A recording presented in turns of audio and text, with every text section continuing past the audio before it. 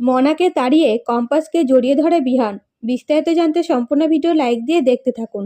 কম্পাসকে রক্ষা করার পরে চেষ্টা বলে, কম্পাস তুই বাড়িতে যেয়ে সবটা জানিয়ে দিবি। তখন কম্পাস বলে, কিভাবে জানাবো? আমার কাছে তো কোনো প্রমাণ নেই। তখন চেষ্টা বলে, সবাইকে সবটা জানাবি, তারপরে আস্তে আস্তে সব প্রমাণ করবি। বাবার মতো লোকেদের শাস্তি হওয়া দরকার।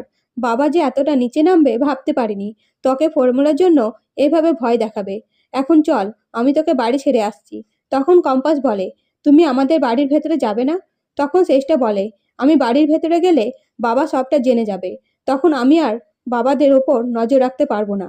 এরপরে কম্পাস বাড়ি ফিরতেই যখন সব ঘটনা বলতে যায়, সেই মুহূর্তে অভিজ্ঞান এসে কম্পাসকে ভয় দেখায়, বলে যে কম্পাসের মাকে খুন করে দেবে কিছু বললে।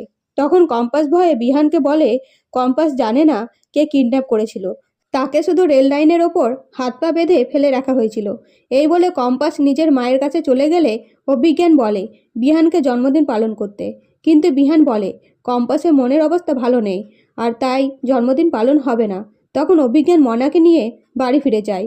এদিকে কম্পাস অঞ্জনাকে বলে, জানো মা, দাদু আমাকে মেরে ফেলতে চেয়েছিল। তৎক্ষণাৎ ঋতুজা আসতেই কম্পাস চুপ করে দাঁড়িয়ে থাকলে ঋতুজা বলে, কম্পাস তুই আমার কাছে কিছু লুকাচ্ছিস।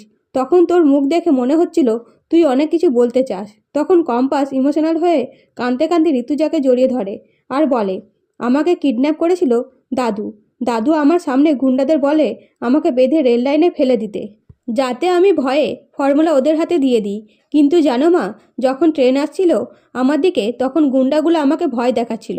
তখনই কাকিমা এসে গুন্ডাদেরকে পুলিশের ভয় দেখিয়ে সেখান থেকে তাড়ায়, আর কাকিমা আমাকে বাঁচিয়ে নেয়। তখন ঋতুজা বলে, কাকিমা মানে শেষটা? সে কিভাবে জানলো তুই ওখানে? তখন কম্পাস বলে, দাদুকে ফোন করতে শুনে ফেলে আমাকে বাঁচাতে গেছিল। তো বন্ধুরা, ভিডিওটা কেমন লাগলো অবশ্যই কমেন্ট করে জানাবেন আপনাদের মতামত। ধন্যবাদ।